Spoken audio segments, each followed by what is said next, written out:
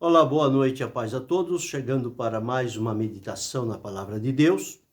E nesta oportunidade vamos ler no livro de Gênesis, capítulo de número 2, dos versículos 15 a 17. Assim está escrito: E tomou o Senhor Deus o homem, e o pôs no jardim do Éden, para o lavrar e o guardar. E ordenou o Senhor Deus ao homem, dizendo: De toda a árvore do jardim comerás livremente, mas da árvore da ciência do bem e do mal, dela não comerás, porque no dia em que dela comeres, certamente morrerás. Esse é o primeiro texto que vamos estar meditando nesta oportunidade e falar dentro do assunto a responsabilidade do homem diante de várias situações. Então, de acordo com o que lemos aqui, nós encontramos que Deus, ao criar aquele primeiro homem, sua imagem, sua semelhança, formou do pó da terra, soprou em suas narinas o fôlego de vida, ele passou a ser alma vivente. Deus criou um jardim belo, maravilhoso, encantador, e este homem que Deus o criou como sendo a coroa da criação e deu a ele o poder e o domínio sobre todas as coisas para que ele dominasse. Deus, então, ao colocar este homem no jardim do Éden, diz-nos a palavra de Deus que o Senhor colocou com duas finalidades.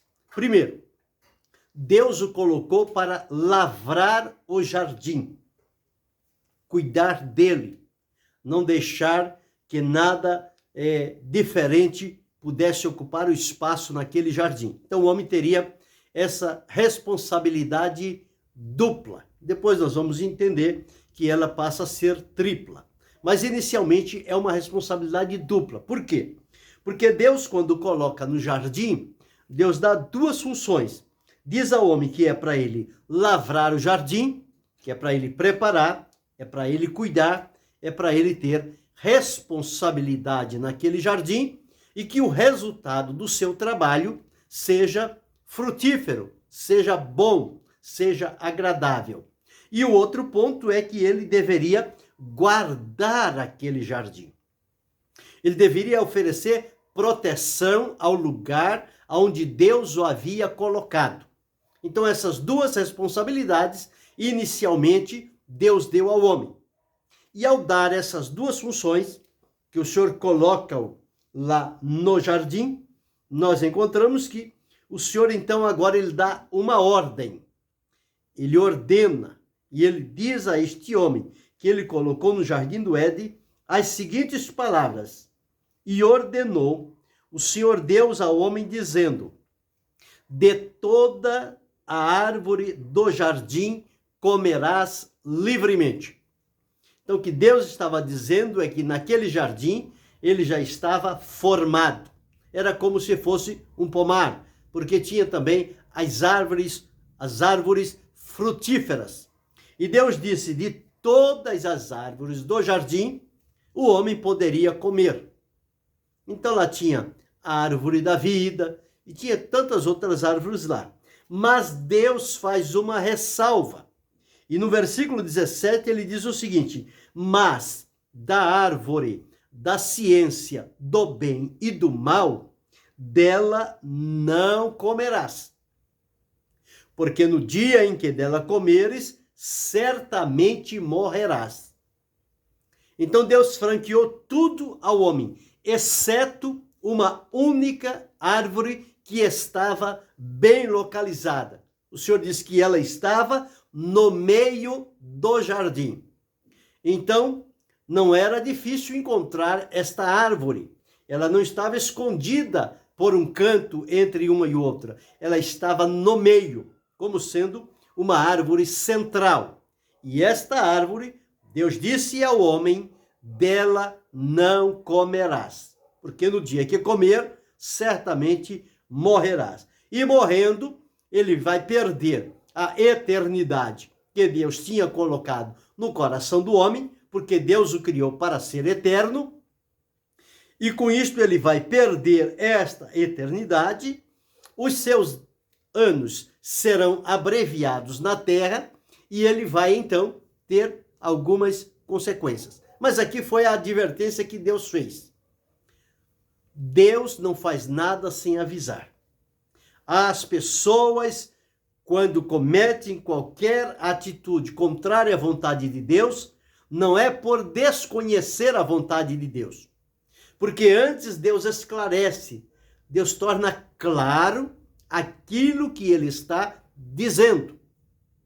Então, quando desobedecemos a orientação de Deus e não observamos os limites que foi estabelecido por Deus para determinada situação e nós ultrapassamos esses limites, então nós saímos da direção de Deus e entramos por um caminho perigoso, descoberto, sem a proteção de Deus e disposto ali então, com o nosso ato, a atrair para nós consequências que serão indesejáveis, serão sofridas e serão marcantes de forma negativa na nossa vida. Então Deus tinha avisado, Deus tinha orientado ao homem esta situação. Passou-se um tempo, depois que Deus havia colocado este homem no jardim, Deus observa que ele era só, Deus decide fazer uma adjutora, uma companheira idônea, capaz, preparada para estar com ele e auxiliá-lo no seu trabalho, na sua vida, que eles pudessem viver a vida comum, para que então a espécie humana pudesse se multiplicar através da união deste homem com esta mulher que Deus fez da costela do homem. E certamente, quando Adão recebe a sua mulher e dá-lhe o nome de Eva, a mãe dos viventes, então, quando ele recebe, certamente ele comunica a ela o que Deus disse a ele. Ele deve ter dito a Eva o seguinte: olha, Deus nos colocou no jardim, Deus disse que do jardim nós podemos comer de todas as árvores que tem neste jardim, com uma única exceção. Deus disse que só não é para comer da árvore da ciência do bem e do mal. Porque no dia em que dela comeres, certamente morrerás. Então ele passou essa informação, que ao Eva tomar conhecimento, também teve o comprometimento de qualquer decisão que tomasse ser responsabilizada por este ato. E ocorre que, com o passar dos dias, o que acontece? Eles estão lá no jardim e aparece lá uma serpente falante. E aquilo encantou, despertou a atenção de Eva. E essa serpente começou a falar com ela e dizia, não é assim que Deus disse, não comereis de toda árvore do jardim? Veja, Deus disse, de todas as árvores do jardim vocês podem comer, porém da árvore da ciência do bem e do mal, dela não comerás. O adversário sagaz, enganador, sedutor, mentiroso, ele inverte a situação. E ele diz, é assim que Deus disse, de todas as árvores do jardim não comereis. E aí a mulher não se dá por avisada e começa a dialogar. E isso já traz na mente um desencontro, porque a informação era uma, e agora está chegando uma informação totalmente contrária. Só que essa informação contrária não está vindo de Deus, está vindo de uma serpente, que é Satanás personificado numa serpente. E ele está falando. Então, quando ele começa a falar, então a mulher é levada a dialogar. E ela diz, não, do fruto das árvores do jardim comeremos, mas do fruto da árvore que está no meio do jardim, disse Deus, não comereis dele, nem nele tocareis, para que não morrais. Deus disse para não comer. E ela diz agora que Deus disse que era para não tocar e para não comer. Veja como uma indução do adversário, e ele não perdeu essa prática, essa estratégia dele de induzir as pessoas e semear na mente e no coração delas a dúvida com respeito àquilo que Deus declarou tão claramente à luz da sua palavra e da sua vontade revelada, que ele procura fazer esse tipo de situação. E ocorreu o seguinte, que aqui ficou esse embate entre o que Deus tinha falado e o que aquela serpente estava falando agora. E o que acontece então? Então,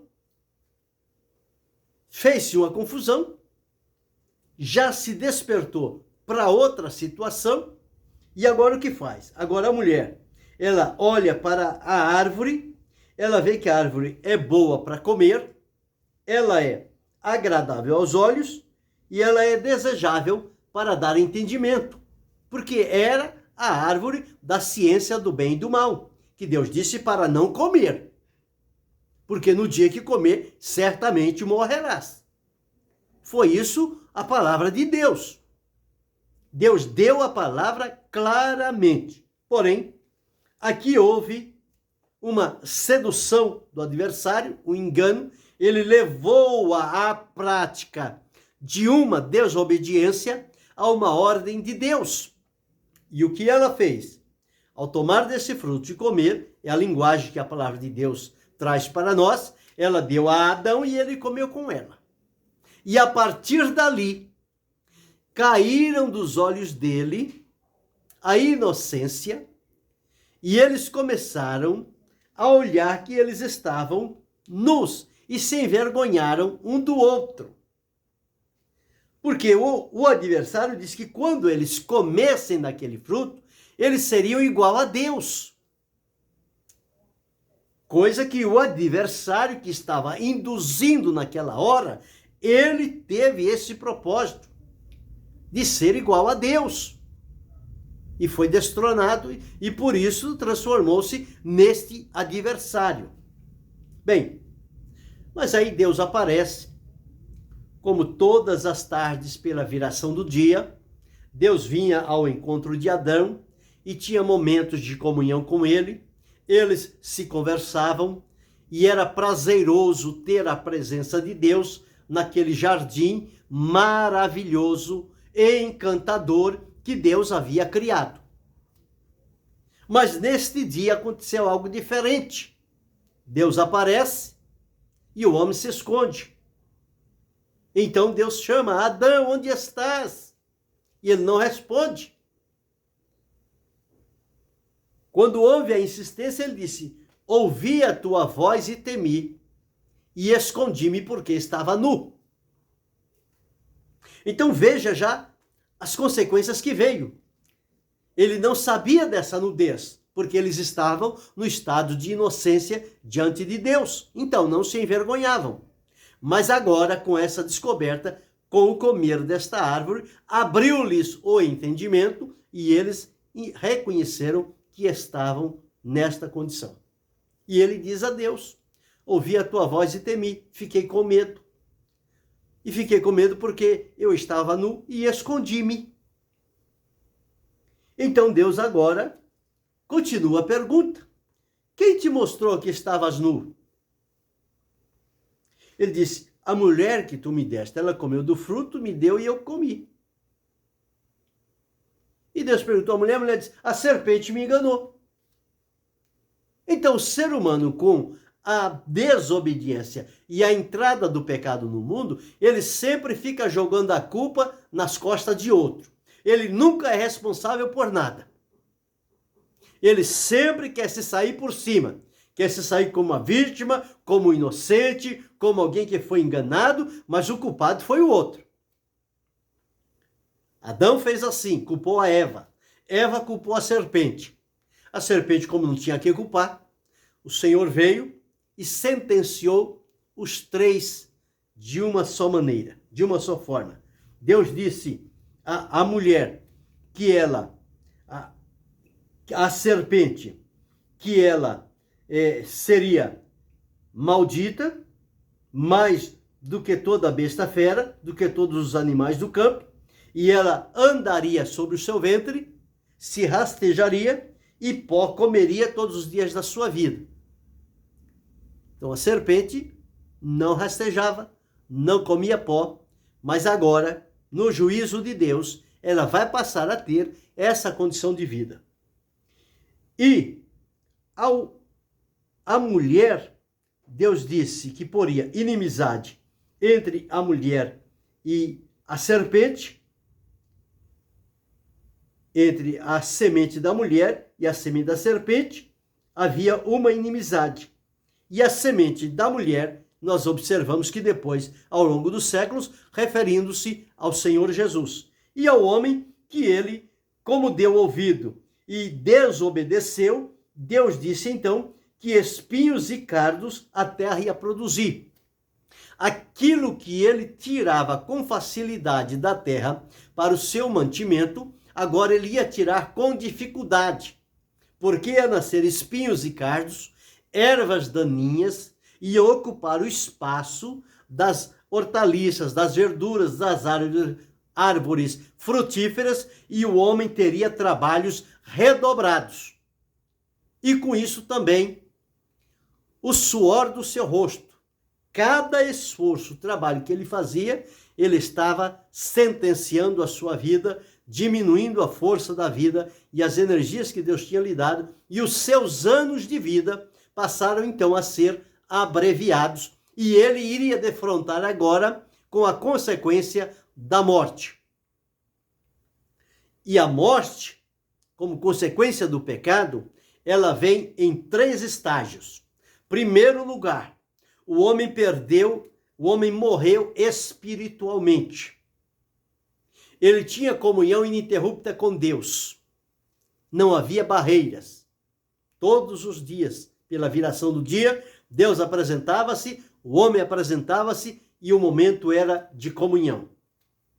Com a entrada do pecado, por essa desobediência, a uma ordem clara dada por Deus, ele perdeu a comunhão com Deus, tornou-se um estranho, morreu espiritualmente. E a sentença que Deus deu é que ele também morreria fisicamente, ou seja, os seus dias seriam limitados na terra e terminaria com a morte física. E aos descendentes de Adão, que viriam depois, estava listado a eles também a morte eterna. Morte nunca é aniquilação. Morte significa sempre separação. Separação de Deus, separação do corpo, da alma e do espírito, separação eterna de Deus. Morte eterna. Então, se Deus deu vida a este homem para viver, Deus deu a ele a vida eterna, uma vida sem fim. Deus deu a ele a vida espiritual, que era a comunhão que ele tinha com Deus, e Deus deu a este homem a vida física. Então, se este homem formado pelas mãos de Deus recebeu 3 qualidades de vida: vida física, vida espiritual e vida eterna.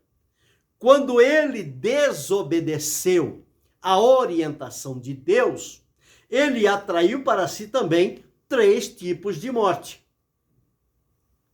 A primeira morte foi a espiritual, a segunda física e a terceira a morte eterna. Então, é nesta condição que a humanidade vem ao longo dos séculos. E Deus fez uma promessa que mandaria, através da mulher, a semente da mulher, que seria enviado pelo Senhor, esmagaria a cabeça da serpente. E quando veio Jesus, e nós sabemos o que ele veio fazer. Ele veio assumir o nosso lugar e cumprir a vontade de Deus, entregar a vida em sacrifício, para que nós fôssemos libertos da condenação da morte, que nós pudéssemos ser ressuscitados a nossa vida espiritual com Deus, que a nossa vida física fosse abençoada pelo Senhor e que nós tivéssemos a promessa da vida eterna com Deus. Então, através do nosso encontro com Jesus, é possível resolver esta situação. Por quê? Porque os que morreram espirituais, eles serão ressuscitados pela fé, pela ação da palavra de Deus. Ressuscitado juntamente com Cristo. Então o Senhor ressuscita o nosso espírito, que estava morto, sopra a vida nele e ele passa a ter comunhão com Deus. Os nossos dias físicos, eles começam a ser orientados pelo Senhor. Deus pode acrescentar, Deus pode aumentar anos de vida, mas o certo é que aos homens está ordenado morrerem uma vez. Todos eles serão levados ao fim pela morte física. Mas em vida ele pode receber a vida espiritual e receber a promessa da vida eterna. E quando ele for lançado ao pó, como diz a palavra, ele vai voltar ao pó, mas chegará um dia, diz a palavra de Deus, que os mortos ouvirão a voz, e eles se levantarão do pó da terra e receberão de Deus um corpo glorificado para estar na presença de Deus. Então, veja uma desobediência, o que foi que ela acarretou em toda a humanidade. E Adão viveu, pelo que podemos observar, muito pouco tempo no paraíso. Porque logo que ele sai do paraíso, ele gera filhos, Caim e Abel. Depois, Caim, já nascido à semelhança do homem, com a semente do pecado, e por conta do pecado, ele se levanta e mata o seu irmão. E quando Adão está com 130 anos, ele tem um filho, a sua semelhança, que é Sete. Se ele com 130 anos já havia tido Caim, Abel, e depois de longo tempo ele tem Sete, então significa que ele ficou pouco tempo no paraíso. E ele morreu com 930 anos. Então, quantos anos de consequências do pecado na vida ele teve que carregar até o seu último dia? Às vezes, um descuido de segundos põe toda uma eternidade a perder. Foi assim que aconteceu com Adão. E nós hoje somos marcados por aquela decisão contrária à vontade de Deus. Deus havia dito claramente. E por que é que não atentou para o que Deus disse? Deus deu a ele liberdade de escolher, e ele escolheu este caminho. Pois bem, então lá no Éden, vamos observar agora outras circunstâncias de responsabilidades. Esta foi a primeira. Era a responsabilidade de Adão lá no Éden com a árvore da ciência do bem e do mal. Qualquer outra árvore, ele estava liberado para dela comer o seu fruto. Mas da ciência do bem e do mal, não. E geralmente, as coisas que são proibidas, elas são desejáveis. O que não é proibido, as pessoas não dão valor. Mas o que é proibido, as pessoas querem a todo custo descobrir e fazer experiências e testar e ver se pode ir, se pode chegar. E é assim que acontece. Quantas árvores tinha lá para ser utilizada? E uma única que Deus fez exceção. Essa única foi exatamente onde eles foram. Desprezaram as outras para focar nessa que eles não tinham autorização de Deus para dela comer. É como alguém, uma certa ocasião, disse que fez um teste para ver a lealdade e a fidelidade das pessoas. E deu às pessoas uma caixinha pequena, muito bonitinha e fechada, e disse para eles: olha, está aqui, está com vocês, e vocês não abram esta caixinha por nada, porque dentro dela tem algo muito importante. Muito importante. E ficou, passou um dia, passou 2, passou semana, passou meses, e foi passando o tempo. E as pessoas olhavam, mas o que será que tem lá dentro? Mas o que é de importante que tem nessa caixinha? E fica para cá, e vira a caixa para lá, vira para um lado, vira para o outro, mas não consegue enxergar nada, porque está fechada. Passado um tempo, alguém não se conteve e abriu a caixa. Vou ver o que tem aqui dentro. Se é algo importante, vou ver o que está aqui dentro. E quando ele abre aquela caixa, tem lá um pequeno papel escrito que por abrir, por ceder à curiosidade por aquilo que era proibido, ali estava declarado a sentença dele como infidelidade, deslealdade e desobediência, porque ele foi orientado a não abrir.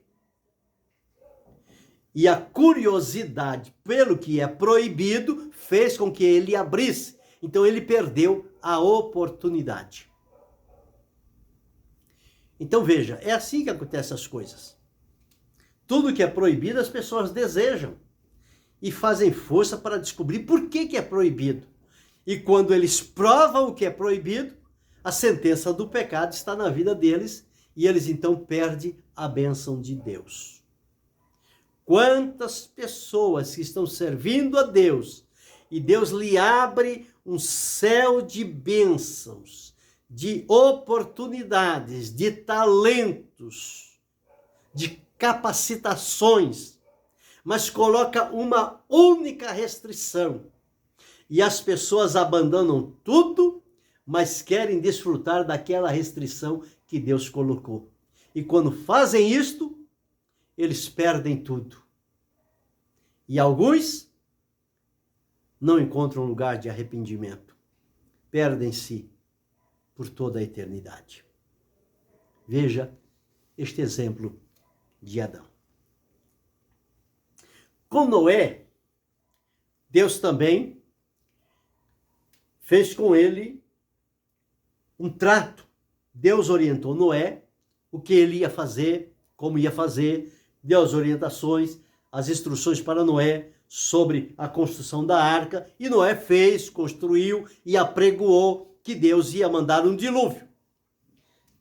Mas chegou o momento que Deus disse para Noé: entra na arca, tu e a tua família. Se Noé ficasse lá de fora, não, mas o povo não vai, e eu vou ficar aqui com esse povo, e ele teria se perdido. Mas quando Deus disse, entra na arca, Noé, como era obediente, submisso, entendia a vontade de Deus e cumpria nos mínimos detalhes, quando Deus disse, entra na arca, ele não pensou duas vezes. Ele entrou na arca, ele com a sua família, com os animais, as aves que Deus autorizou que levasse, e ele fechou a porta por dentro, e Deus veio e fechou por fora. Mesmo que Noé quisesse abrir, ele não tinha condição de abrir, porque ele fechou por dentro e Deus fechou por fora. Mas veja a responsabilidade dele. Deus disse, entra. E se ele fica titubeando? E se ele fica com pena das pessoas que não entraram? Ele ficaria também. Ele se perderia. Mas ele avisou. Não creram porque não quiseram. Então, quando Deus o chama, porque viu fé e obediência nele, ele entrou. E o povo pereceu. Quando o Senhor Deus estava para tirar o povo de Israel do Egito, Deus disse que era para fazer sacrifício, né? E antes que isto acontecesse, o Senhor Deus disse que no dia do livramento, deu a eles uma ordem, que era para as famílias estarem dentro de casa, matarem um cordeiro. Se a família fosse pequena, podia reunir mais de uma família, mas dentro de casa. Mataria o cordeiro, pegaria aquele sangue, passaria no umbral da porta e nas vergas da porta, e ficariam dentro de casa. Porque naquele dia, à meia-noite, iria passar o anjo da morte por todo o arraial. E onde não houvesse o sinal de sangue, o primogênito, seja de homens ou de animais, iria ser ceifado, iria morrer. Mas ao povo de Israel, Deus disse, passe o sangue no umbral da porta, na verga da porta e nos umbrais. E eles fizeram assim. Quando o anjo vai passando à meia-noite, ele olha o sinal do sangue, ele pula aquela casa. Vê outro sinal de sangue ali, ele pula aquela casa. No outro dia, pela manhã, quando o dia raia, eles observam uma diferença do povo de Deus, que tinha obedecido essa orientação, essa responsabilidade com o sangue. Não aconteceu nada. Mas com o povo de Faraó, que não tinha esse comprometimento, o anjo, quando passou, levou o primogênito, tanto de homens como de animais. Então, o filho de Faraó, o primogênito, os animais, tudo eram corpos mortos no dia seguinte. Mas para Israel, não houve uma única morte naquela noite. Então, Deus avalia como é que nós respondemos aquilo que ele coloca diante de nós. Então, ninguém tem desculpa. Ninguém é pego de surpresa. Deus dá a orientação, Deus dá o entendimento, Deus coloca os limites, as normas, e espera que nós obedeçamos. E se nós não obedecermos à orientação de Deus, nós vamos ultrapassar o que Deus determinou, e aí vamos atrair consequências perigosas para a nossa vida.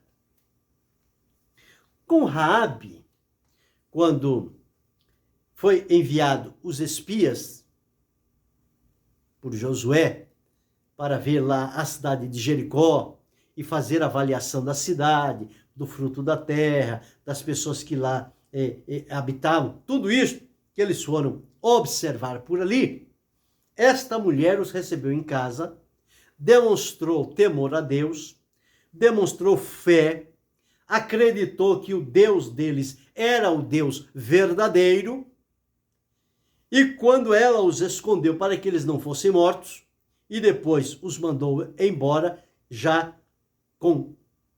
livre daqueles que os procuravam para matá-los ou aprisioná-los, ela pediu que lembrassem-se. E eles fizeram um compromisso com ela, que ela deveria colocar um cordão, um fio de escarlate na sua janela. Aquele fio de escarlate devia estar na janela, para o lado de fora, para quem vinha de fora, ao olhar aquela janela, veria lá um fio de escarlate. E Raabe e toda a sua família deveria estar dentro de casa. E ela fez assim, Quando chegou o momento que Josué marchou com o povo para vencer e tomar a Jericó, ele entrou para casa com a sua família e colocou lá o fio de escarlate.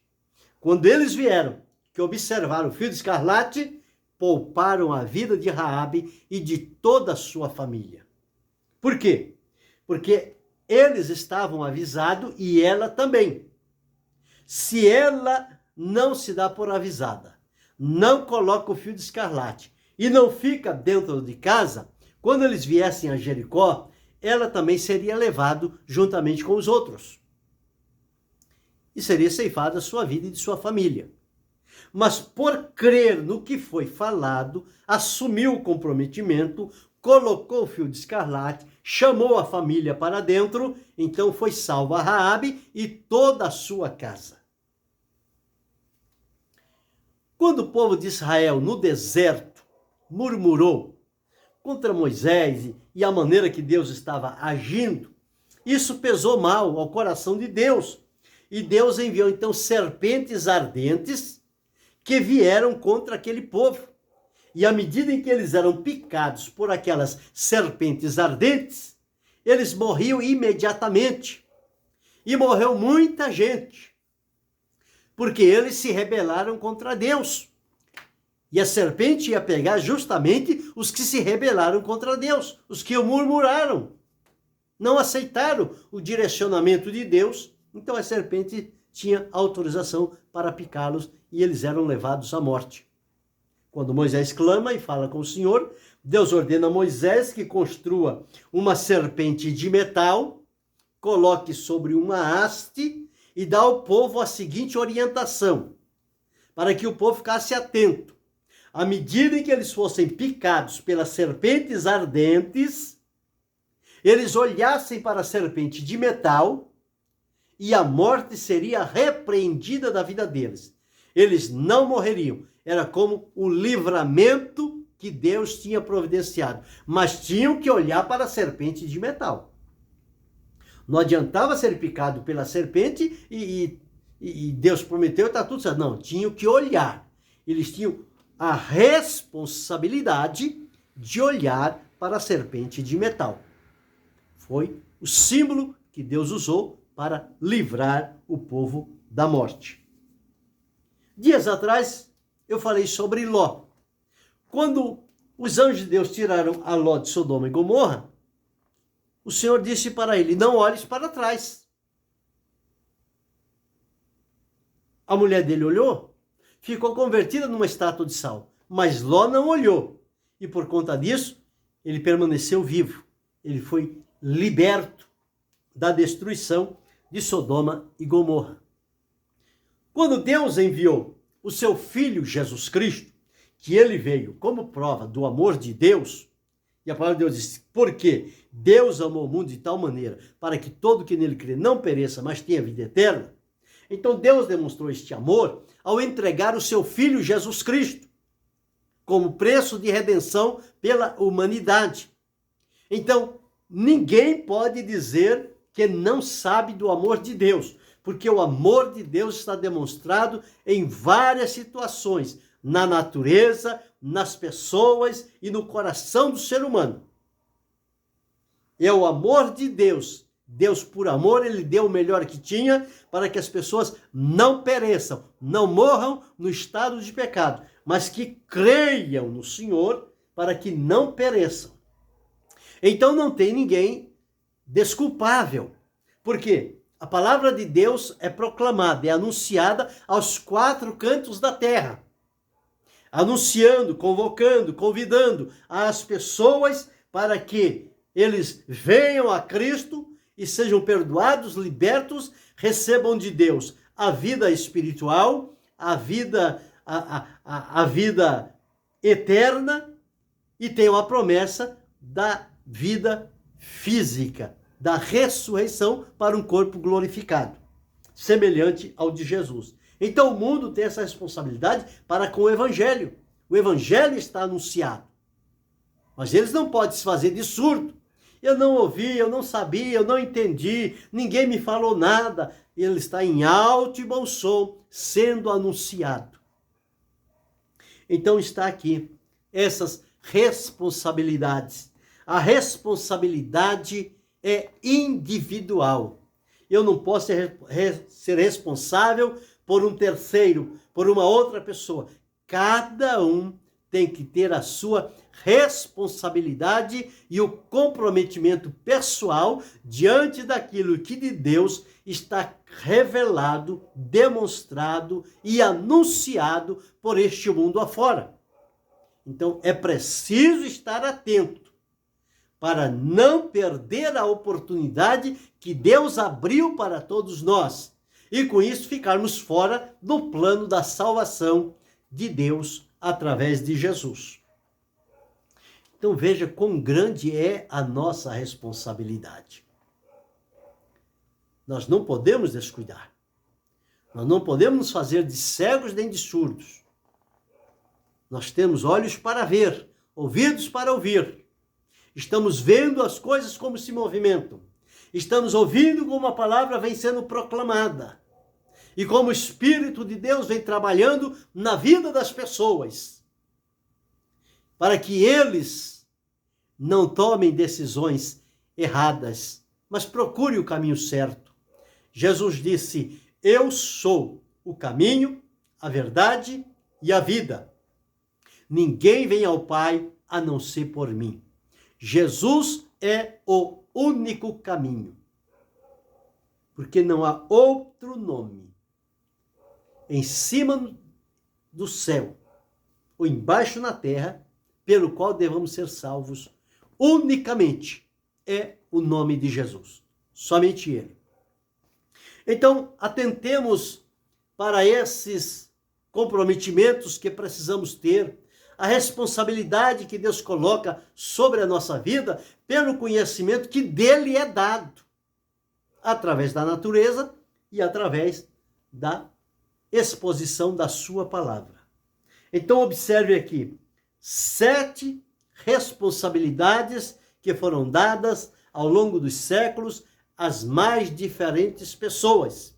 E hoje, essa responsabilidade é transmitida também a cada um de nós que estamos vivendo nesses dias. Em primeiro lugar, com Adão havia a responsabilidade com a árvore da ciência do bem e do mal. Dela não comer. Comeu. E nós somos a consequência daquela desobediência. Segundo lugar, Deus advertiu a Noé que quando tudo estava pronto, o povo tinha sido avisado, tinha sido esclarecido sobre o que havia de acontecer, mas não deram ouvidos, não acreditaram, e quando chega o momento, Deus diz a Noé, Noé, entra na arca, tu e toda a tua casa. E Noé entra na arca e é conservado vivo. Por quê? Obedeceu o que Deus tinha determinado para ele. Israel, quando estava para sair do Egito, terceiro, ele tinha responsabilidade com o sangue. Não bastava dizer que era povo de Deus. Tinha que obedecer o que Deus mandou fazer. Tinha que matar o cordeiro. E o sangue dele tinha que ser passado na verga da porta, nos umbrais da porta e na verga, para que ficasse marcado, porque o anjo da morte ia passar. E se não tivesse o sinal do sangue, ia morrer gente. Não importava quem fosse. Não tem o sinal do sangue, vai morrer. Eu e você temos o sinal do sangue de Jesus na nossa vida. Nós já entramos nesta arca. É Jesus a minha arca, em que posso confiar. E a árvore da vida, Jesus franqueou para que nós nos alimentemos da vida das suas palavras.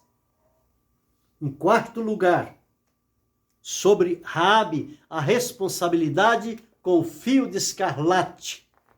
Nós precisamos ter o sinal de Deus na nossa vida, para que quando olharem para nós, entender que nós pertencemos ao Senhor e que a nossa vida, ela está caminhando de acordo com o que Deus espera de cada um de nós. Em quinto lugar, o cuidado para não murmurar contra o trabalhar de Deus e reclamar como Deus está fazendo as coisas, porque poderão vir serpentes ardentes e levar muitos à morte. A morte espiritual, a morte física e a morte eterna. Mas que possamos olhar para Jesus, não mais a serpente de metal que Moisés colocou lá para que o povo olhasse. O Senhor Jesus disse: e eu, quando for levantado da terra, todos atrairei a mim. Jesus foi levantado da terra lá no alto daquela cruz, no Gólgota. E todos os olhares se voltaram para ele. Ele nos atraiu com a sua vida e com o seu sacrifício. Então temos essa responsabilidade. Ló, Deus encarregou de não olhar para trás. Sodoma. Significa que uma vez que fomos libertos pelo Senhor Jesus, estamos servindo a Ele, não podemos olhar para trás. Não podemos voltar à vida de pecado, à prática antiga quando não conhecíamos a Jesus. Nós agora vivemos em novidade de vida e temos que seguir o caminho para frente, olhando unicamente para Jesus. E temos a responsabilidade com o evangelho que recebemos. Se fomos alvos do amor de Deus, alcançados, amados por Ele e perdoados por Ele, nós temos que demonstrar este amor e impactar outros para que venham a Cristo e desfrute também desta salvação que foi preparada na pessoa de Jesus Cristo. Então, estas 7 condições em que nós somos responsabilizados por Deus para viver à luz da sua vontade e não perecer com este mundo mau e enganoso, mas aguardarmos com expectativa, com esperança, com alegria, com celebração, o encontro maravilhoso com Jesus, para vivermos com Ele por toda a eternidade. Que isto fique bem claro no meu e no teu coração, e que vivamos à luz desta palavra, sabendo que pesa sobre nós responsabilidades que foram dadas pelo Senhor, e nós não podemos descuidar, não podemos fechar os olhos, precisamos estar atentos e viver à luz da palavra de Deus. E que Deus em Cristo Jesus possa abençoar a cada um de nós, não só hoje, mas para todo sempre. Amém.